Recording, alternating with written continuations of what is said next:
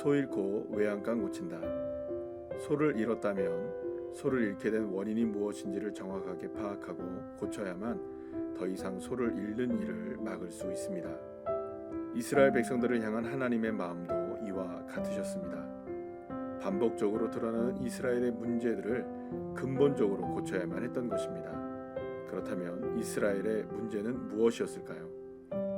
그것은 평범한 백성들뿐만 아니라 선지자와 제사장에 이르기까지 온갖 가증한 우상들을 섬기고 거짓을 행하며 하나님의 말씀에 전혀 순종하지 않았던 것입니다. 그들은 더 이상 고칠 수 없는 심각한 상태였습니다. 그래서 하나님은 이스라엘 백성들을 바벨론의 포로로 끌려가게 하는 것과 예루살렘 성전을 무너뜨리는 극약 처방을 내리십니다. 그렇다면 왜 이렇게 하셨던 것일까요? 하나님이 말씀하십니다.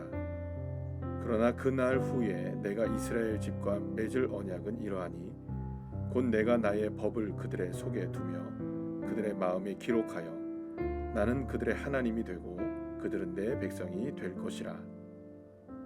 하나님은 이스라엘 백성들이 하나님을 자신의 하나님으로 믿고 늘 깊은 친밀한 교제를 누리길 원하셨습니다.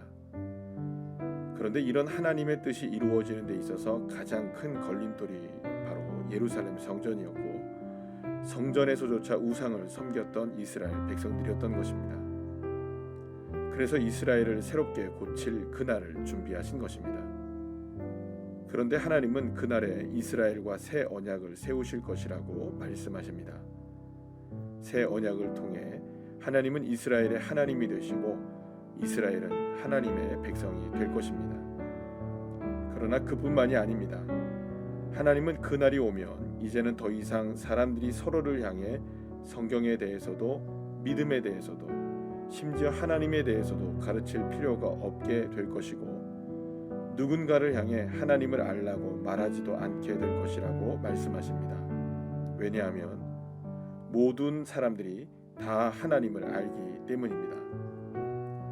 이사야 선지자는 그날이 오면 하나님을 아는 지식이 세상에 충만해져서 어린 양과 표범과 어린 염소와 송아지와 어린 사자 그리고 어린 아이가 함께 동산에서 뛰어놀게 될 것이고 아이가 독사의 구멍에 손을 넣고 장난을 쳐도 독사에게 물리지 않게 될 것이라고 말합니다. 그렇다면 이러한 일이 이루어지게 하는 새 언약은 무엇일까요? 바로 예수 그리스도의 십자가를 통한 언약입니다. 그렇다면 오늘 저와 여러분에게는 그날이 이미 온 것일까요? 그렇습니다. 예수님께서 십자가에서 흘리신 보혈이 나를 위한 것임을 믿는다면 하나님의 자녀가 되는 그날이 내게도 임한 것입니다.